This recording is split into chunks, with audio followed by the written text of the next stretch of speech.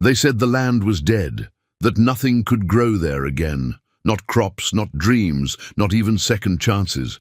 But then came a woman with nothing left to lose, and a quiet mechanic who had long stopped believing in beginnings.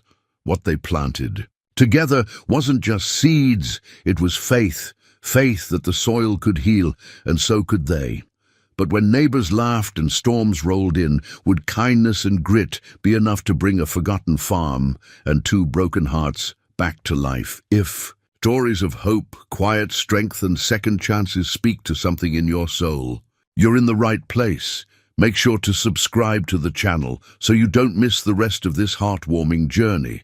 Because some stories aren't just meant to be heard, they're meant to be felt. Now, let's begin. A poor mechanic repaired her tractor to help revive a dead farm. Neighbors mocked them until harvest. The sign outside Eli Turner's garage had long lost its shine. The red paint had chipped away with the years, and the Turner's repairs letters now leaned like tired shoulders after a long day. Still, every morning at 6, Eli slid open the creaky metal door and started the coffee pot, like he had every day since his father passed. He didn't expect visitors. Most folks in the valley had newer machines or gave up trying. The last real rush of work had been 3 springs ago, when a neighbor's baler broke down mid-season. Since then, it was mostly rusted chainsaws and the occasional lawnmower that needed coaxing back to life. So when the battered pickup rumbled into the gravel lot just before noon, trailing a cloud of dust and towing an even more battered tractor, Eli squinted up from his bench and blinked against the sun. The truck came to a hissing stop. The door opened.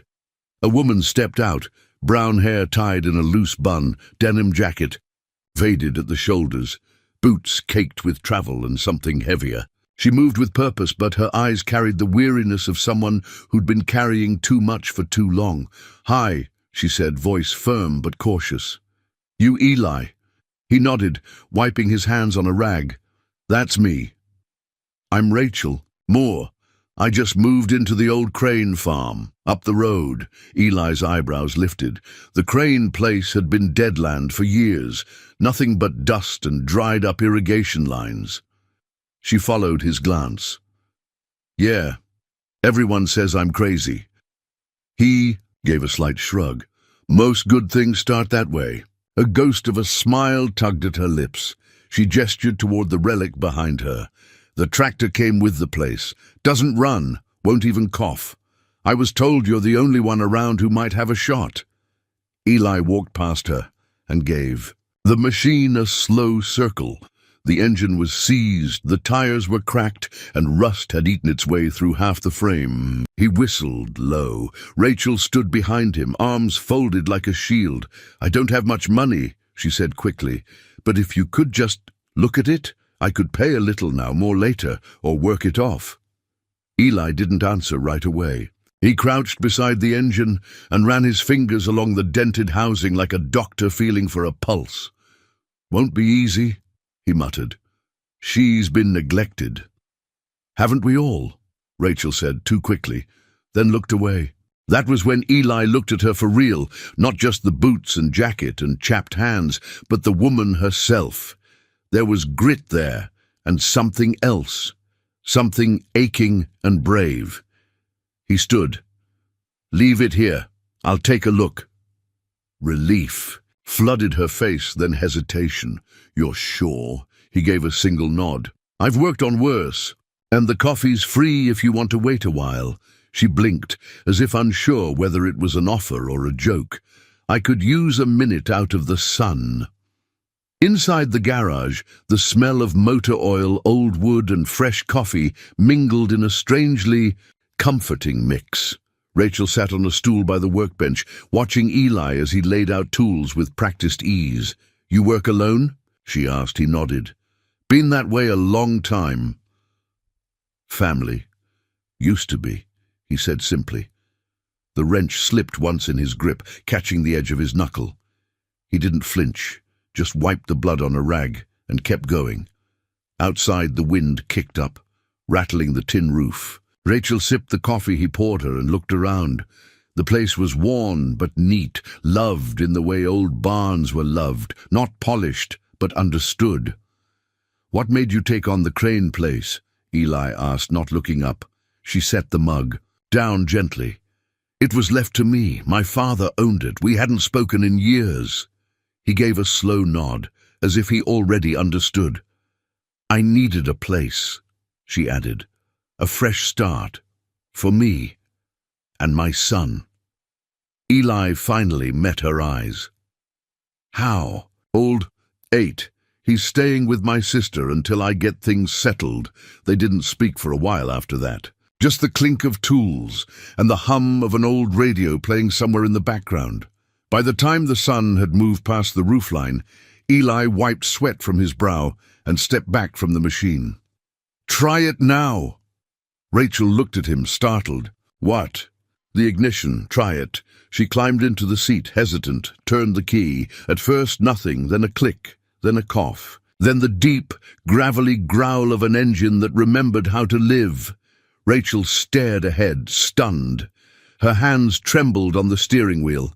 Then, without warning, she laughed, full and bright and disbelieving. Her eyes filled with tears, and she jumped down from the cab. How did you—" Eli shrugged again, rubbing his hands on the rag. "Just needed someone to believe it could still run." Rachel opened her mouth to speak, but no words came. She looked at him like she was seeing more than just a mechanic, like she saw the quiet, weathered soul behind the grease-stained coveralls. "I don't know how to thank you," she whispered. "You just did," he said. And with that she climbed back into her truck, waving once before pulling out into the gravel drive. The tractor followed behind, like an old friend returning home. Eli stood in the dust cloud long after they were gone, hands in his pockets, the sound of the engine still echoing in his ears. The wind rustled through the dry cottonwoods, and for the first time in a long while, he didn't feel quite so alone. The road leading to the old Crane farm was more memory than gravel, rutted, sun-baked, lined with weeds that had claimed it long before Rachel Moore had driven her truck through for the first time. The place sat at the end of a narrow valley, flanked by low hills and weathered fence posts that leaned like old men tired of standing. Eli had driven this road once before, years ago, back when his father was still alive and still believed in second chances. He hadn't set foot past the rusted gate since, but now the gate creaked open before him, and Rachel stood just beyond it, waving him through. She wore the same denim jacket from yesterday, now dusted with dirt. Behind her, the farmhouse sagged, under the weight of time, its white paint peeling, its porch half swallowed by overgrown vines. "Didn't expect you this early," she called as he parked beside the barn. "I wanted to make sure the tractor was running all right," Eli said, stepping down from his truck. "And I was curious," she raised an eyebrow, "curious about the kind of person who chooses this." He gestured around them, the crumbling barn, the cracked earth, the acres of brittle soil reaching toward a cloudless sky. Rachel glanced at it all, her gaze lingering on the horizon, as if willing something green to grow.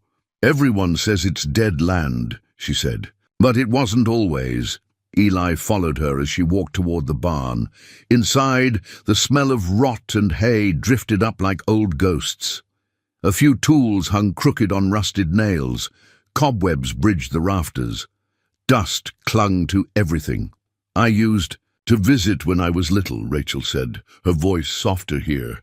"Before things got complicated, my dad would stand out there in the fields swearing the soil still had something left to give. Then one year everything failed, crops dried out, the well ran low. He blamed everyone but himself." Eli studied her profile, strong but laced with an old sadness. "And now you're back." She turned to him, crossing her arms. "I figured I'd either fix it or fall with it. Either way, I'd know I tried." He nodded, silently respecting the choice. Then he walked over to the tractor, now parked in the open air like a monument. It still looked like a rusted relic, but beneath the scars it purred with a faint hum of possibility. "Tractor's fine," he said, "but machines only go so far." Rachel let out a dry laugh. "That's what I keep telling myself." They walked the length of the field together. What had once been neat rows of corn and beans was now a patchwork of hard soil and stubborn weeds. Here and there, faded signs of irrigation lines peeked through the ground. Nothing had grown in years. "I've got a few seeds left from my sister," Rachel said, "and an old manual on crop rotation. I figure even failure can be informative." "Failure usually is," Eli said, his boots crunching over gravel. "It's just not always kind." They stopped at the edge of what looked like a dried-up irrigation trench. Eli crouched, scooping up a handful of dirt and letting it sift through his fingers. It was dry, yes, but not dead. "This can work," he said quietly, "with time and a little water." Rachel knelt beside him, brushing hair from her face.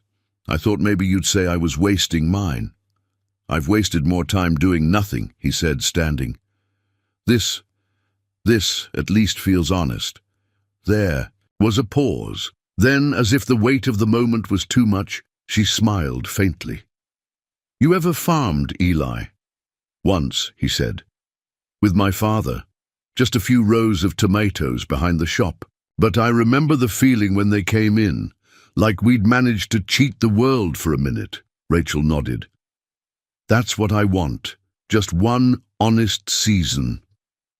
They returned to the barn, and Rachel showed him a map she'd sketched. Rough. Plots of where she planned to till, where to try squash, maybe herbs if she could find the right soil treatment. Eli didn't say much, but he pointed out better positions for sun exposure, mentioned a trick or two for natural drainage. He moved slowly, deliberately, more like someone trying to repair a clock than till a field. Rachel watched him, noting the care in his movements, the way he treated her dreams like they mattered. Later they sat on the farmhouse porch, each with a glass of water gone warm in the sun. The breeze stirred the dry leaves, and the sky above stretched wide and unbothered. "People will laugh," Rachel said quietly. "They already are." Eli stared out over the empty fields. "Let 'em.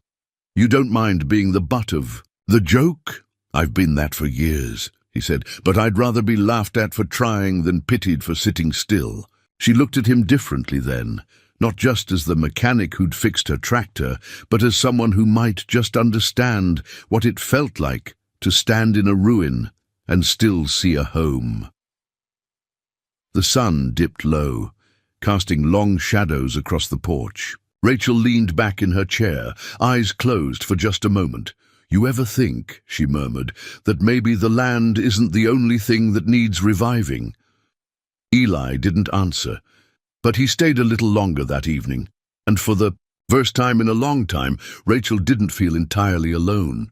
The third morning, Eli showed up without being asked. Rachel was already outside, kneeling in the garden bed behind the house, trying to convince a stubborn hose to cooperate with the rusted spigot. Her shirt clung to her back in the rising heat, and her knees were stained with soil.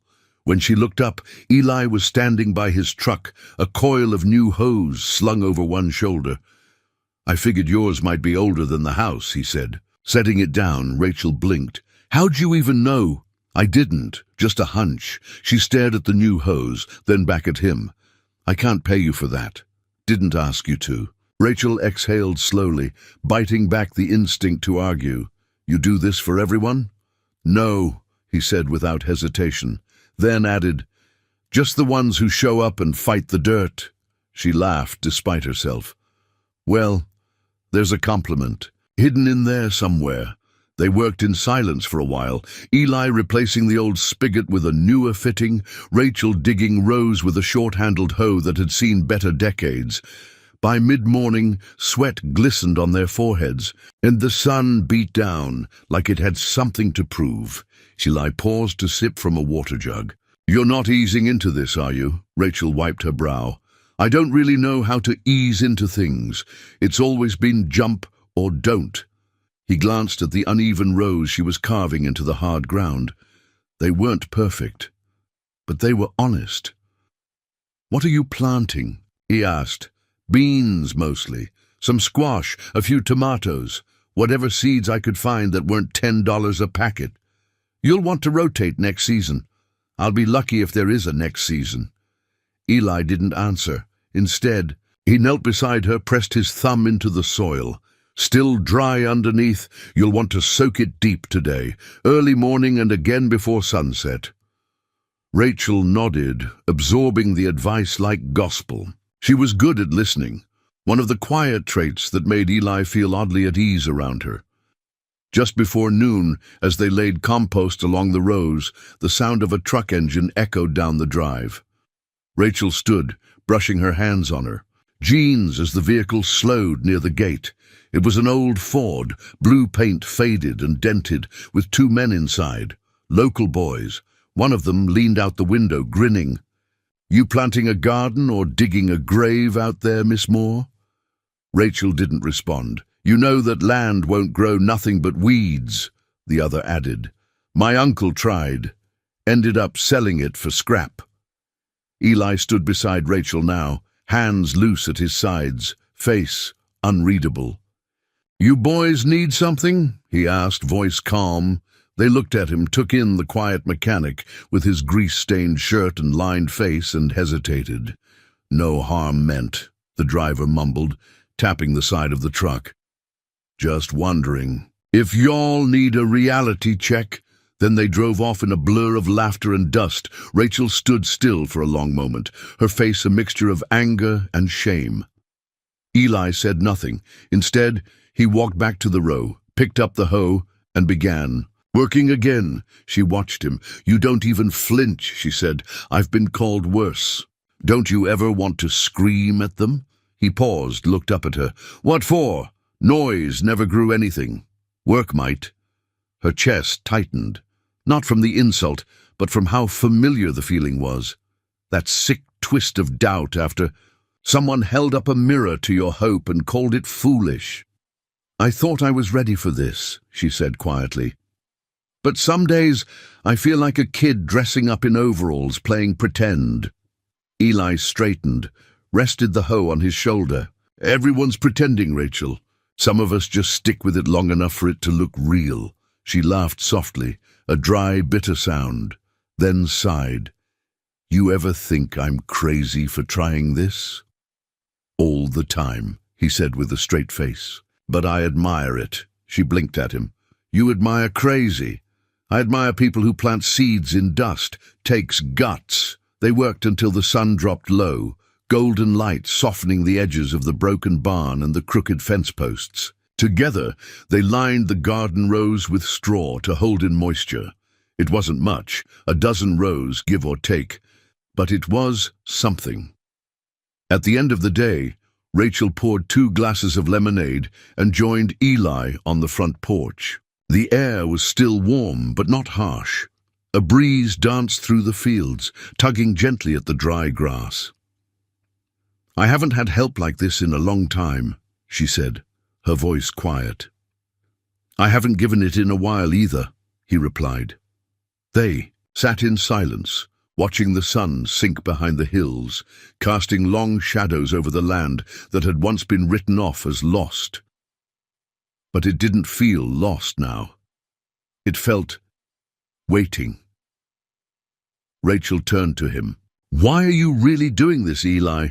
He took a slow sip from his glass. "Because something about this place feels like it might come back to life. And so do you." She stared at him for a long second, then smiled. Small, honest, a little unsure. "That's a lot of faith," she said. He nodded. "One of us has to believe." The air in town always smelled different than it did out at the farm. Less earth, more asphalt and exhaust. Eli had never cared for it. He made quick trips, a bolt here, a jug of oil there, maybe a pack of coffee if the jar was getting low. He wasn't one for lingering, but that morning, as he stood in line at Miller's Hardware with a bag of fertilizer and a replacement coupling for Rachel's leaky irrigation valve, he could feel the stares. not the friendly kind. Back in business. "Turner?" someone said behind him. Eli didn't turn, just handed a 20 to the cashier and waited for his change. "Word is, you've been fixing more than just tractors these days," the voice continued, taunting, amused. He turned slowly. It was Dale Renshaw, same smug face from high school, only rounder now. His gut pressed against his belt like it had something to prove. Behind him stood Marla and Kenny from the feed store, both pretending not to listen too hard. "I help where I'm needed," Eli said simply. Sure, Dale said, grinning. "Just funny is all. You fixing up that old place like it's going to turn into Eden. Thought you were smarter than that?" Eli met his gaze, unwavering. "Better to fix what's broken than sit around laughing at it." Dale opened his mouth for another jab, but Eli had already turned away. Back at the farm, the sun was high and unrelenting. Rachel was by the chicken coop, what used to be one anyway, sorting through warped boards and bent nails, trying to see what could be salvaged. "Brought the coupling," Eli said, setting the bag on the porch. Rachel wiped sweat from her brow with the back of her hand. Perfect timing. The leak's getting worse. They walked the perimeter together, checking the water lines, marking spots that needed patching. The soil, still dry, was darkening in spots where moisture had finally begun to take hold. The beans had sprouted, just green whispers for now, but alive. Rachel knelt beside one, smiling faintly. "They're growing," Eli crouched beside her. "Told you," she glanced sideways. "Not bad for two fools with more heart than sense." Eli didn't answer right away. His eyes were on the soil, but his thoughts seemed elsewhere. Rachel nudged him. "What?" "I stopped by town this morning," he said. "Picked up supplies." He straightened. "How'd that go?" He looked at her then. "They're talking." Rachel's jaw tightened. "Let me guess. Something about the crazy lady trying to grow tomatoes on a dust bowl, and the fool helping her." She exhaled, sat back on her heels. "I don't know why it still gets to me. I thought I was past caring." They laugh. "Because it's easier than trying," Eli said. "They see failure before the seed even cracks." Rachel fell quiet for a while. The wind rustled through the dried corn stalks left behind by some long-gone season. "You know," she said, "when I first got here, I told myself I didn't care what people thought, that I'd build something out of this place, or die trying. You still believe that?" "I'm trying to." Her voice wavered. "But it's hard. Every snicker, every stare. It chips away at that belief." Eli nodded, brushing dirt from his palms. "Then we keep planting." She looked at him. "Every day they laugh, we plant another row," he continued. "Every time they doubt, we fix another pipe, mend another fence. Until there's nothing left for them to mock, just green fields where there used to be dust." Rachel blinked. Her eyes shimmered, not with tears, but something harder to name. Maybe resolve, maybe something beginning to root. Later that day, while Eli repaired the irrigation valve, Rachel returned to town to pick up feed for the hens she hoped to raise. She kept her chin up in the feed store, even when Marla's eyes followed her like a fly on glass. At the checkout, the clerk, an older man named Roy, looked at her with a soft kind of confusion. "You Moore's girl?" he asked. Rachel nodded. Bracing herself, Roy didn't say anything for a moment. Then he slid her receipt across the counter. "Your dad never made that land work," he said. "But that doesn't mean you won't." Rachel froze. "You knew my father.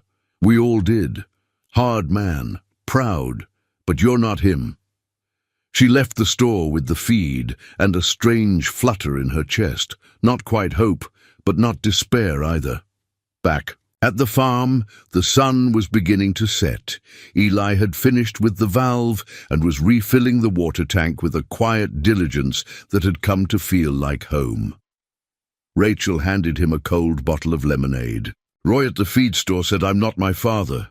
Eli took the bottle. "You're not. I've just spent so long trying to outrun his shadow, I forget I'm not standing in it." Eli nodded. Maybe you're not meant to run. Maybe you're meant to grow right where he failed." She didn't reply, just looked out at the field where green had begun to interrupt the brown. It wasn't much, but it was real. They sat on the porch again that evening, the sky turning soft orange and lavender. A mockingbird sang from the old oak, and the air smelled like dust cooling after a long day's work. Rachel sipped her drink, then turned to Eli. "If they keep laughing," she asked, "will you still show up?" Eli didn't even hesitate. "Every morning," she smiled, tired but genuine. "Then I'll keep planting." By the time July settled into the valley, the sun had grown fierce and unrelenting. It bore down like a weight, pressing into the soil, baking every inch of the old farm until even the shadows seemed too tired to move. But Eli and Rachel kept working. Each day began at dawn. Rachel would emerge from the house in her boots and sun hat, a cup of coffee warming her hands. Eli would arrive a few minutes later, already dusted in the scent of oil and iron, carrying whatever tools or spare parts he thought the day might require. Their conversation was brief at first, simple updates on irrigation, compost, pests, but there was comfort in the rhythm. They moved like a pair who had long since stopped needing to narrate every step. The garden had grown, messy but promising. Squash blossoms opened like yellow trumpets in the early light. The bean plants reached for their makeshift trellises, vines curling as if clinging to hope. The tomatoes were still green, but healthy. Eli had even patched the coop well enough to house 6 rescue hens Rachel had gotten from a neighboring farm. They were, for all intents and purposes, building something real. But the days were long and the work unforgiving. By the time the sun crested its highest point, Rachel would be bent double, fingers raw, back aching. Eli worked steadily, quietly, pausing only to hand her a bottle of water or adjust the brim of her hat before it blew off in the wind. He never commented on her exhaustion, but he never let her fall behind either. One afternoon, as they were dragging a hose across the far end of the garden, Rachel stopped mid-stride, swayed slightly, and dropped to one knee. Eli was beside her in an instant. "Hey," he said, his voice low but urgent. "You all right?" She nodded, but her breath came fast, shallow. Sweat trickled down her temples. "Just dizzy," she murmured. He helped her over to the shade of the porch, guided her to sit on the top step, and handed her a water jug. She drank slowly, eyes closed. "I'm fine," she said after a moment, voice hoarse. "You're pushing too hard." She opened one eye. "Isn't that the only way anything ever gets done around here?" Eli sat beside her, arms resting on his knees. "Not if it breaks you in the process." Rachel looked out at the field. Uneven rows, scattered straw, plants leaning under the weight of the afternoon heat. "I can't afford to slow down," she whispered. "If we lose even a week, I don't know if the harvest will come in time." Eli didn't speak for a long moment. Then, "You remind me of someone." She turned to him. "Who?"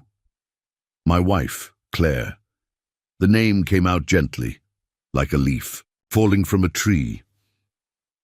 She was the kind of person who worked until her hands bled, then got up the next day and did it again. Wouldn't ask for help even if her legs gave out. Rachel said nothing. "She ran a little flower stand downtown," he continued. "Said flowers were the only thing that made the town look alive. Even when her treatment started, she kept planting, right up to the end." Rachel looked down. "I didn't know." "Most people don't," he said. "I stopped talking about her a long time ago. Felt like if I kept saying her name, it would hurt worse." "Does it?" "Sometimes," he admitted. "But other times, it helps. Keeps her close." They sat in the shade a while longer, neither speaking, the sound of the wind and the distant hum of insects filling the silence. "I think," Rachel said finally, "if she saw what you're doing here, she'd be proud." Eli smiled faintly. She'd probably say I'm crazy. She wouldn't be wrong, Rachel added, nudging him lightly with her shoulder. He chuckled, a warm, low sound that seemed to settle between them like a shared blanket. Later, when Rachel felt steadier, they returned to work. She insisted on finishing the compost pile, despite Eli's half-hearted protests. He watched her from the corner of his eye, still pale, still tired, but smiling now, a little more relaxed. There was something in the way she moved after that conversation. Not faster, not stronger, but steadier, like she had remembered how to breathe again. That evening, the porch became their ritual once more. Rachel brought out a bowl of sliced peaches, and they ate in companionable silence, the fruit warm from the sun, but still sweet. The sky turned gold and then dusky violet. The wind picked up just enough to rustle the leaves on the tree near the barn. Eli leaned back in his chair, boots crossed at the ankle, eyes half closed. "I never thought I'd be back on a porch like this," he said softly. Rachel looked over. "You mean after your wife?" He nodded. "After she passed, everything felt empty. Even the things I used to love, fixing things, the shop, coffee in the morning. I thought maybe the world had lost its color." "And now?" He hesitated. "Now it feels like the color's coming back, slowly, one shade at a time." Rachel smiled, not the kind of smile that bursts forth, but one that grows quietly, like the garden itself. She looked out over the land, the crooked rows, the crooked fences, the crooked lives they were building from scratch, and she felt something stir. Something like peace, something like possibility. "We're not doing it perfectly," she said. "No," Eli agreed, "but we're doing it together." She held that sentence in her chest for a long time after the words faded, and as the stars began to appear one by one above the valley, it occurred to Rachel that maybe, just maybe, it was okay for things to grow slow and crooked and human. By late July, the beans had started curling up their twine supports like they meant it. The squash leaves fanned wide across the tilled rows, soaking in every ounce of sun they could catch. Tomatoes, still green but firm, clung stubbornly in their vines. And in the far corner of the field, where the soil had once seemed nothing more than powder and memory, a shy patch of corn was rising, awkward, uneven, but alive. Rachel stood at the edge of the rows early one morning, coffee mug warm between her palms. A light fog still clung to the fields, thin and soft as breath. The world was quiet, the kind of quiet that only came when the work had begun to show its shape but hadn't yet reached its reward. She stepped carefully between the rows, inspecting, touching, whispering small encouragements under her breath. It had become a habit, half joke, half prayer. She didn't know if plants could hear, but it comforted her all the same. Eli arrived without ceremony, as he always did, pickup truck rumbling up the drive, the engine cutting out with a familiar chug. He stepped out, carrying a bucket of compost in one hand and a coil of twine in the other. "Morning," he said. Rachel tipped her mug in greeting. "You're early." "You're later than usual," he replied with a grin. They fell into step easily, beginning their morning rounds, checking irrigation lines, spotting for pests, pulling the occasional rogue weed that had slipped through, and their defenses. It wasn't glamorous, but it was real. As they worked, Rachel noticed how the rows had begun to straighten, not perfect, but less chaotic than before. The field still looked like it had been stitched together by hand, but now the stitches held. Around mid-morning, they paused in the shade of the big cottonwood near the fence line. Eli handed Rachel a mason jar of water. She took it with a quiet thanks. For a while, they just sat, watching the wind move across the young corn, making the stalks sway like dancers warming up for a recital. "I keep waiting for someone to come by and laugh again," Rachel said softly. Eli raised an eyebrow. "Why?" "Because it feels like the part of the movie where things go wrong." He gave a half smile. "Life's not a movie. No music swells before the bad stuff." She chuckled, then grew quiet. Still, sometimes I brace myself even when nothing's wrong. Eli nodded slowly. That's what it's like when you've been disappointed enough times. Even silence starts to sound like a warning. Rachel didn't reply, but her grip on the jar tightened slightly. They spent the afternoon repairing a fence post that had finally surrendered to rot. Eli dug out the remains and set a new one, guiding it into place with slow, precise movements. Rachel held it steady, sweat dripping from her brow. I talked to my sister last night, she said almost casually. Oh? She's keeping Jonah for a little longer. Says it's better this way, for now. Eli didn't respond immediately. He drove the last nail in with a solid thunk before looking up. You okay with that? Rachel nodded, but her smile was tight. I miss him, but I don't want to bring him back to a half-finished home. Eli leaned on the hammer, studying her. You're building more than a home out here? She looked away. I hope so. That evening, Rachel wandered back out to the garden after dinner, barefoot, her dress brushing the tops of the straw between rows. The air had cooled, and the light had softened into that golden-blue hue only found in late summer. Eli was still there, kneeling near the corn patch. He'd found a few beetles and was picking them off one by one, careful not to damage the leaves. Rachel watched him for a moment before walking over. You ever get tired of fixing things? She asked gently. He sat back on his heels. Sometimes, but I get more tired of letting things fall apart. She lowered herself beside him, knees in the dirt, eyes on the growing stalks. My father used to stand right here, she said after a moment. Same corner of the field. He'd watch the wind and tell me it meant rain was coming. He wasn't always cruel, you know, just worn down. Eli looked at her, surprised by the sudden turn.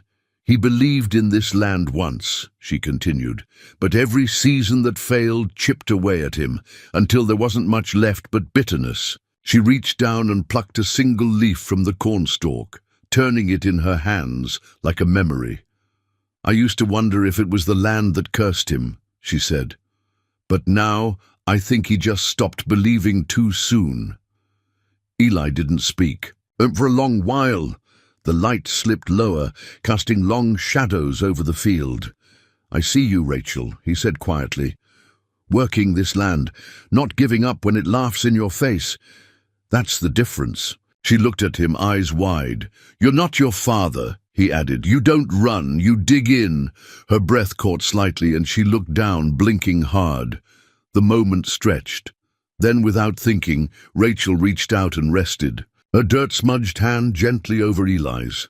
He didn't move, didn't flinch. Just let her be there. They sat like that until the light faded into twilight and the stars began to blink overhead. Later, as they walked back to the porch, Eli paused, glancing over his shoulder at the field behind them. You hear that? He asked. Rachel tilted her head. What? Quiet, he said. But not the empty kind, she smiled. The kind that means something's growing. And in that shared quiet, among cornstalks, warm soil, and the weightless hush of healing, something else had begun to grow too. It started with the wind, strange, unsettled, rustling the corn before the sunrise. By midday, the sky had turned the color of bruised steel, and the air carried that thick, expectant stillness that only came before a storm. Rachel stood at the edge of the field, her hat clutched against the wind, eyes scanning the clouds rolling in from the west. It had been weeks since they'd seen any real rain.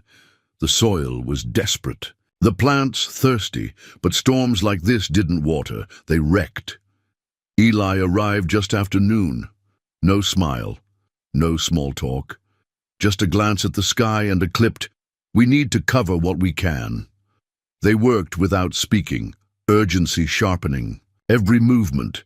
Eli laid down tarps over the compost pile and braced the coop doors. Rachel rushed to stake the younger tomato plants, her hands trembling as she wrapped string around stems not yet strong enough to stand alone. By late afternoon, The first drops fell, heavy and sudden, not gentle nourishment, but fists pounding the earth. Rachel darted into the barn just as the sky opened in full. Eli was already there, shaking water from his jacket, hair soaked flat to his head. They stood in silence, breathing hard, watching. The rain beat down on the rows they'd built with sweat and hope. Rachel exhaled slowly, voice barely above a whisper. "If we lose it all—" "We won't," Eli said quickly. "But if we do—" He turned toward her then, and something flickered behind his eyes, something raw, like a wound that had never quite closed. "You rebuild," he said. She blinked. "That simple?" "No, not simple," he said, quieter now. "But necessary." They sat on a bench inside the barn, just far enough from the open doors to stay dry. The roar of the rain made talking feel sacred, like anything said now was carved into the very grain of the wood around them. After a long silence, Eli spoke. "I was married once." Rachel looked over gently. "Claire. We met when I was 19, fixing a generator behind the cafe she worked at. She called me Gearhead before she even knew my name." Rachel smiled faintly. "We got married young. And too young, maybe, but it worked. She was light, the kind that doesn't flicker even when the world gets dark." He paused. "She got sick about 5 years in. Breast cancer. It was aggressive." Rachel's smile faded. "I'm so sorry." He nodded. "So was I." The storm outside swelled, wind howling through the slats in the barn walls, but inside it felt still, like time had slowed. "She kept planting flowers even through chemo," Eli said. "Told me if she was going to go, she wanted to leave something blooming." Rachel swallowed hard. "After she passed," he continued, "I stopped fixing things, not officially, but inside. I'd show up at the garage, turn the lights on, go through the motions, but I wasn't there. Not really." Rachel looked at him, and in that moment, Eli wasn't the quiet, capable mechanic who showed up with tools and solutions. He was just a man, grieving, human. "What made you start again?" she asked softly. He hesitated. "A broken tractor, and a woman who refused to quit." The words hung between them, warm despite the chill creeping through the barn. Rachel looked down at her hands, calloused, dirt-lined, trembling slightly. "I think I broke something in myself when I left the city," she said. "Told myself I was coming here to start over, but I was really just running." "Running from what?" She didn't answer right away. Then, "Failure, disappointment, the kind that follows you into your sleep." Eli nodded, as if he understood exactly. They sat that way for a while, the rain relentless. Eventually, Rachel leaned her head against the barn wall and closed her eyes. "I don't know how to keep going when it feels like the world keeps pushing back," she murmured. "You don't fight the world," Eli said. "You just keep planting, even when it hurts." Especially then, when the rain finally eased into a soft drizzle, they stepped outside. The field was battered, some rows flattened, leaves torn, puddles pooling in the lowest points. Rachel stood in the mud, eyes wide, chest tight. "It's worse than I thought." Eli walked past her, knelt and scooped a handful of dirt. It oozed between his fingers, heavy, wet, but still rich. "It's not gone," he said. She crouched beside him, hands in the mud. "Are you sure?" "I'm sure it's worth trying again." That night, they didn't sit on the porch. They sat instead by Rachel's small kitchen table, nursing mugs of hot tea and speaking softly in the dim light of a single lamp. The storm had knocked out the power, but neither of them minded. Rachel glanced at Eli as he rubbed his palms together for warmth. "You ever wish you'd done it all differently?" "All the time," he said, "but wishing doesn't change what's behind us. It just steals strength from what's ahead." She nodded, letting his words settle like roots in damp soil. "You don't have to do this alone, Rachel." She looked at him then, really looked. "I know. I think I'm just starting to believe it." Outside, the sky was clearing, and in the field, beaten but not broken, the rows waited for morning. Morning came with a softness Rachel hadn't expected. The storm had swept through like a thief in the night, but dawn was gentle, mist rising from the soaked earth, the sky painted in hues of lavender and gold. A hush clung to the air, as if the land itself was holding its breath. Rachel stepped outside barefoot, her soles sinking into the damp earth. The porch boards were still slick with rain, but she didn't mind. She carried a tin of sunflower seeds in one hand and a quiet resolve. In the other, Eli was already in the field, stooping beside a row of corn that had half fallen under the storm's weight. He was lifting it carefully, bracing the stalks one by one with pieces of salvaged wood. When he looked up and saw her approaching, he straightened, gave a small nod. "Morning," he said. Rachel held up the seed tin. "I brought a little optimism."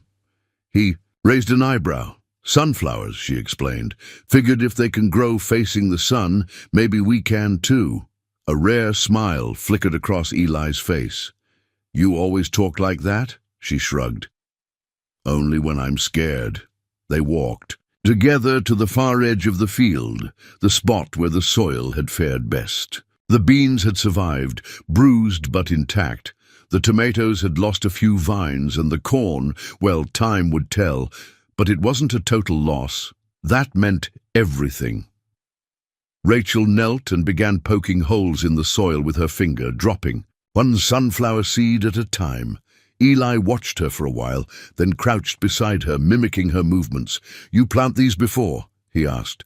"Only once," she said.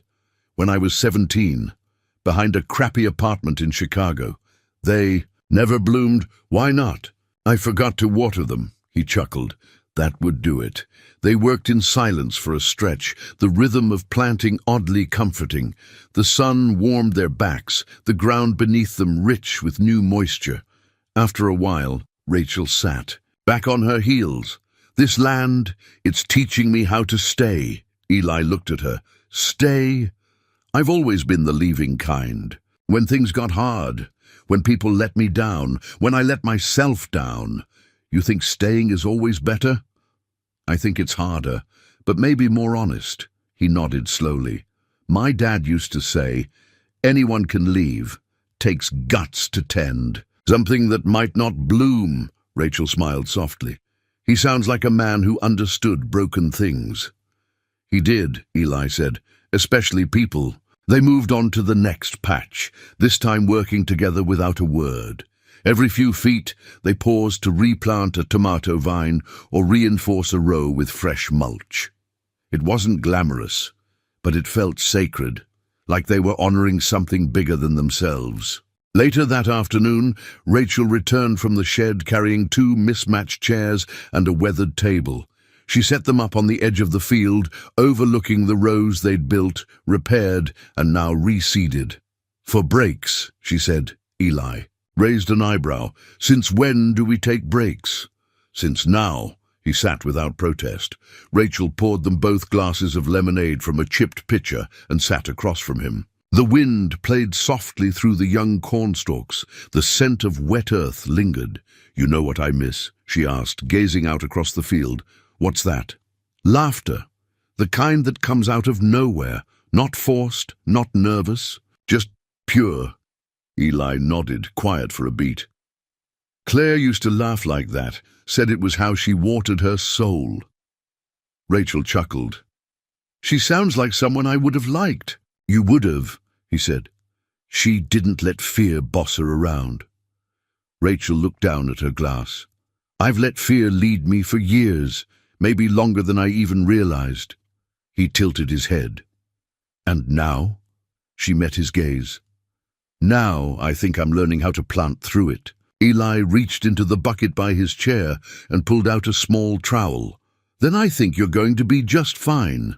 As the sun dipped lower, they sat in companionable silence, sipping lemonade, the field stretching wide before them. The wind bent the young crops gently, as if in quiet applause. And then, without warning, Rachel began to laugh. It was light at first, just a breath of sound. Then fuller, brighter, the kind of laughter that bubbles up from somewhere deep and long dormant. Eli looked at her, bemused. "What?" he asked, smiling despite himself. "I just realized," she said between laughs, "I've been barefoot, in the mud all day." Eli chuckled. "You're becoming a real farmer now." Rachel leaned back, wiping her eyes. "You ever think we're doing something crazy here?" "Every day. And you still show up." He looked at her, more serious. "Now." "Yeah, I do." She nodded, a slow understanding settling in. "Me too." As the light dimmed and the sky shifted from gold to blue, Rachel reached into her pocket and pulled out the sunflower tin once more. "Let's plant just a few more," she said, "right by the chairs, so we can watch them grow." Eli took a seed from her palm, pressed it into the soil. "For tomorrow." "For belief," she replied. And together, in the quiet of the coming evening, they planted a small circle of hope, petal by petal, inch by inch, not just into the ground, but into each other. By the first week of August, the land had changed. It didn't announce its transformation with trumpets or fanfare. There was no sudden miracle, no cinematic reveal. Just the quiet, persistent truth of greens stretching higher, roots digging deeper, blossoms cracking open under the sun's warmth. Rachel noticed it first in the tomatoes, fat and red, weighing down the vines like promises kept. Then in the squash, bursting golden and full beneath their umbrella leaves. The beans dangled like lazy commas in the morning light. Even the corn, which they'd feared lost, had rallied, patchy in places, but alive. It wasn't perfect, but it was more than enough. "Looks like we might be farmers after all," Rachel said one morning, standing beside Eli as they surveyed the rows. He folded his arms, a faint smile tugging at his mouth. "You say that like you're surprised." "I think part of me still is," she admitted. "Not because I didn't want this, but because I stopped believing I could make anything good last." Eli glanced sideways at her, the sunlight catching the silver strands beginning to show near his temples. "That's the thing about the land. It doesn't care where you came from or how many times you failed. If you treat it right, it gives back." Rachel exhaled, letting that truth settle into her like fresh soil. "I needed this," she said. "More than I realized." He nodded. "So did I." That afternoon, Rachel drove into town with a small crate of produce in the back of her truck, just enough to test the waters. Tomatoes, squash, a bundle of herbs tied with twine. She parked outside Miller's grocery, heart pounding harder than she wanted to admit. Inside, Mr. Miller himself stood behind the counter. An old man with thick glasses and a reputation for skepticism. "I hear you've been growing things out there," he said as she entered. She nodded. "I brought some samples, just a few. Thought maybe someone might want fresh tomatoes without the ones trucked in from California." He lifted an eyebrow, took a tomato in his hand, turned it over like he was examining something rare. "Looks real," he said. "It is." He sniffed it, then sliced it with a pocket knife he kept by the register, popped a wedge into his mouth, chewed slowly. Then, without a word, turned around and pulled out a notepad. "How many crates can you bring by next week?" he asked. Rachel blinked. "Wait, you want—" "I'll take whatever you've got left after your own table," he said. "People will want this. They just don't know it yet." She drove back to the farm in silence, blinking against the tears that threatened behind her eyes. It wasn't about the tomatoes. It wasn't even about the sale. It was about being seen. The following weekend, the town's farmers' market reopened. It had been years since anyone had set up more than a folding table of jelly jars and canned peaches. But word had gotten around, quietly, curiously, that the old Crane farm had come back to life. Rachel and Eli arrived early, hauling baskets of produce in the back of Eli's truck. Rachel had made a sign the night before. More good things, painted on a piece of barnwood, uneven but cheerful. At first, people passed, by with raised eyebrows. Then slowly, they began to stop. A woman picked up a tomato, sniffed it and smiled. A boy begged his mother for one of the cucumbers, still slick with morning dew. An elderly man bought a bundle of basil and said, "Smells like my wife's. Getting used to." And then a familiar voice broke through the crowd. "Well, I'll be damned." Rachel turned, heartbeat skipping. It was Marla from the feed store. She stood with a paper bag of sweet corn in one hand, disbelief etched across her face. "I didn't think you'd last the month," she said plainly. "I know," Rachel replied. "You weren't the only one." Marla looked at the table, then at the small chalkboard listing prices. "Those prices are fair." "I'm not trying to get rich," Rachel said, "just trying to grow something honest." Marla gave her a slow, grudging nod. "Well, looks like you did." She walked away, without another word, but the moment hung there, strangely weighty, almost redemptive. As the sun climbed higher, more neighbors came. Some bought, some only looked, but no one laughed. Rachel glanced at Eli, who stood at the edge of the booth, arms crossed but relaxed. His eyes scanned the crowd with quiet pride. "We did it," she said, half in disbelief. Eli shook his head. "You did it." "No," she insisted. "Not without you." Their eyes met then. No fanfare, no swelling music, just a look that said more than words could. Later that evening, they returned to the farm, exhausted but glowing with the kind of tired that meant something.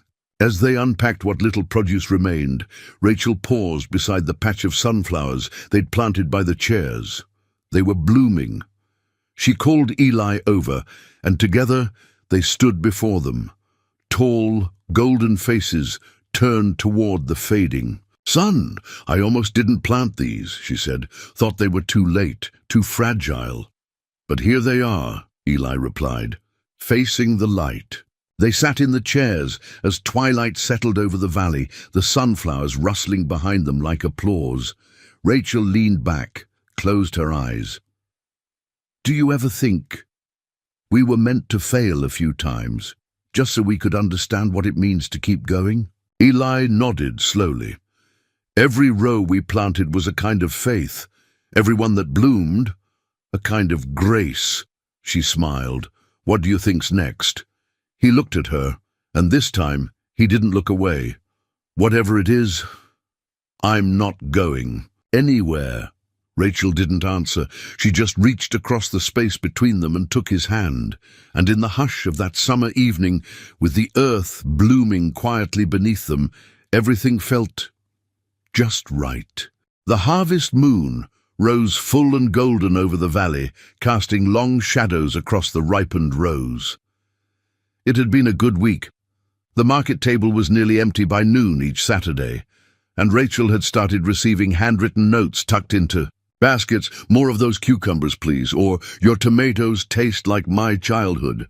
Eli didn't say much about it, but Rachel could tell he was proud. His quiet satisfaction lived in the way he showed up 10 minutes earlier each day, or how he lingered on the porch just a little longer after the sun dipped below the ridge.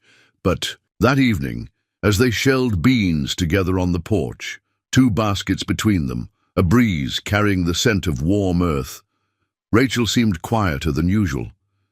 Eli noticed, but didn't press. They'd built their rhythm on silence as much as words. She stared at the horizon for a long while before speaking. "I haven't told you everything," she said finally, voice barely above the creak of the porch swing. Eli's hands paused. "Over a bean pod." "I figured," Rachel offered a crooked smile. "I thought I came here to start over, but the truth is, I came back." He looked at her carefully. "This farm," she continued, "used to belong to my father, Henry Moore." Eli froze. The name dropped between them like a stone into a still pond, sending ripples that neither could ignore. You knew him? She asked gently, already guessing the answer. Eli's voice was low, measured. Everyone knew Henry Moore. Rachel nodded. He wasn't a kind man, especially not to people who owed him money or competed with him. Eli leaned back, his eyes clouded with something distant, something buried. He once cornered my dad in town, he said. Told him he'd never make it with that garage, said no one would trust a man who fixed things instead of buying new. Rachel swallowed. He did worse than that. Eli nodded slowly. He raised prices on the parts we needed, spread rumors, tried to buy our property when my mum was sick. Cheap. Thought my dad was too desperate to say no. Rachel didn't speak. Eli stared out at the darkening fields. My father died, thinking he'd failed his family, that he couldn't provide. I'm so sorry, Rachel whispered. Eli said nothing. I didn't come here to make things right, she added. Not at first. I just needed somewhere to land. I didn't even know all of that. He turned toward her then. Why are you telling me now? She met his gaze, steady. Because this land might carry his name, but it's not his anymore. And I don't want there to be ghosts between us. The wind picked up slightly, rustling the corn in the distance. You've never treated me like you carried his weight, she continued, but I need you to know I'm not running from the past anymore. I'm facing it here with you. Eli looked at her for a long moment, searching for something maybe, a trace of deceit, or maybe just the measure of her courage. He leaned forward, resting his arms on his knees. You're not him, Rachel. I know.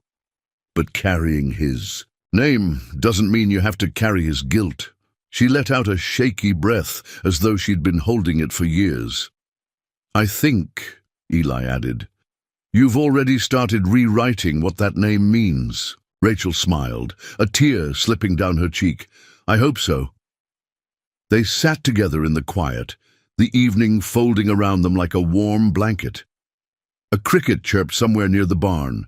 The sunflowers swayed gently beside the porch, their golden heads bowing in the twilight. You know, Eli said after a long pause, I think if our fathers could see us now, they wouldn't know what to make of it. Rachel laughed softly. Probably think we lost our minds. Maybe, Eli said, or maybe they'd finally understand what it means to fix something the right way. She reached over and took his hand again, like she had that night in the corn. But this time, it lingered. His thumb brushed gently across her knuckles. Used to think this land was cursed, she said, that it could only grow bitterness and bad blood. And now, she looked out at the field, the glowing rows, the stubborn corn, the beds of herbs and roots pushing deeper every day. Now, I think it just needed new hands, she said, and the right kind of rain. Eli nodded, his voice quiet. Sometimes healing doesn't mean forgetting. It just means planting something better in its place. She leaned her head on his shoulder and he didn't pull away. The swing creaked. Gently beneath them, the rhythm familiar and easy. I never expected this, Rachel murmured. Neither did I, Eli said. They sat that way until the stars came out, slow and steady, like a promise kept. No declarations, no fireworks, just two people rebuilding something old into something good. The days shortened with the coming of September. The sun no longer blazed overhead, but rather hung low and golden, casting long shadows across the harvested rows. Mornings brought mist and the quiet rustle of wind through dry stalks, like the land was exhaling after a long, hard season. The farm was quiet now, but not empty. The work had shifted. Gone were the frantic days of planting and weeding, staking and praying. In their place, sorting, cleaning, storing, preparing the earth to rest. Rachel stood at the edge of the garden with her hands on her hips, watching Eli load the last crate of preserved vegetables into the cellar. A faint smile played on her lips, equal parts relief and disbelief. Looks like we're officially out of tomatoes, she said. Eli emerged from the cellar, brushing dust from his sleeves. Never thought I'd be sad to see the last of them. You? She teased. Mr. No-nonsense mechanic? He shrugged. They kind of grew on me. Rachel laughed, then turned her gaze toward the far edge of the field, where the sunflowers they had planted late still stood tall, swaying in the gentle breeze. Their golden heads followed the light out of habit now, even as the sun dipped earlier each evening. She walked toward them slowly, Eli falling into step beside her. "You know," she said, "when I first got here, I thought this land was my burden, my penance, a place to hide while I figured out how to fix my life." "And now?" Eli asked. She looked around. The rich soil, the coop humming with healthy hens, the barn with its fresh coat of paint, the porch lined with baskets of dried herbs. "Now I think it saved me." Eli didn't respond right away. He knelt by one of the sunflowers, gently straightening a bent stem. His hands, rough and familiar, moved with quiet reverence. "I think we saved each other," he said softly. They stood there for a long moment side by side, letting the silence speak for them. Later, as twilight settled in, they carried 2 mugs of tea to the porch and settled into the chairs they'd placed months ago, back when the fields were little more than dust and dream. The sky was painted in deep blues and amber streaks. Crickets sang from the tall grass. Somewhere in the distance, a coyote called, a sound not of fear, but of presence. Rachel wrapped her hands around her mug and breathed in the scent of chamomile. "I got a letter from Jonah's school today," she said. Eli looked over, curious. "They said he's been asking when he can come home. My sister said he drew a picture of the farm, sunflowers, chickens, even a man with a beard fixing a tractor." Eli smiled quietly. Rachel turned toward him. "I told her to bring him home next week." There was a pause. Then Eli asked, "You nervous?" "Of course," she said. "But not the way I used to be. I don't feel like I'm failing anymore. I feel ready." They sipped their tea, watching as the stars blinked alive above them. "You know," Eli said, "we never did throw a harvest celebration." Rachel smiled. "No need. Most people throw parties when they win." She looked at him. "We did win, Eli. Just not the kind of win that needs music and pie and ribbons." He nodded slowly, understanding. "So this is it, then." She leaned back in her chair, eyes on the moon rising over the hills. "This is everything." And it was, because sitting there on that porch made of old wood and new beginnings wasn't just a woman who'd returned to a broken place, or a man who had lived too long in silence. It was 2 people who had dared to believe in second chances, who had planted in dust and reaped in hope. Not because it was easy, but because they'd chosen not to give up. The neighbors still talked, but the tone had shifted. There were fewer. Snickers now, more nods. A pie left on the porch from Mrs. Grover down the road. A bag of feed dropped off with a note. "For the hens, and for the work you've done." People came to the Saturday market not out of curiosity anymore, but out of respect. Some even asked for advice on their own gardens. It wasn't just the soil that had changed, it was the town. It was the way people looked at them, with something that hovered between admiration and apology. As the evening deepened, Rachel set her mug down and pulled her knees up into the chair. "Do you think," she asked, "there's something special about this porch?" Eli smiled. "Depends." "On what?" "On whether we're here because it's comfortable, or because we built something worth sitting down for."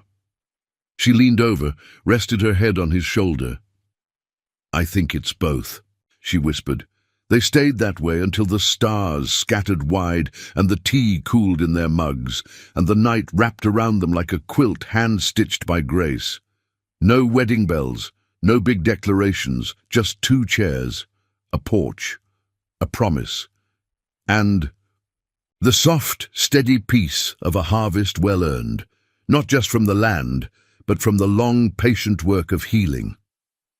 Sometimes life gives us dry earth and rusted tools. But with kindness, with patience, and with just enough faith to plant one seed at a time, even the most forgotten places can bloom again.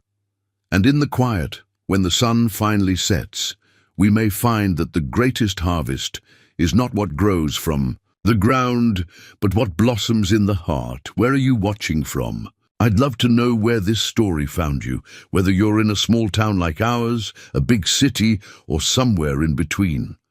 Drop a comment and say hi. I read every single one. And if this story touched your heart, don't forget to subscribe to the channel so you never miss another tale of kindness, healing, and quiet transformation. There's so much more to come. Thank you truly for spending time here today. Your presence means more than you know. Until next time, take care, stay kind, and keep believing in second chances.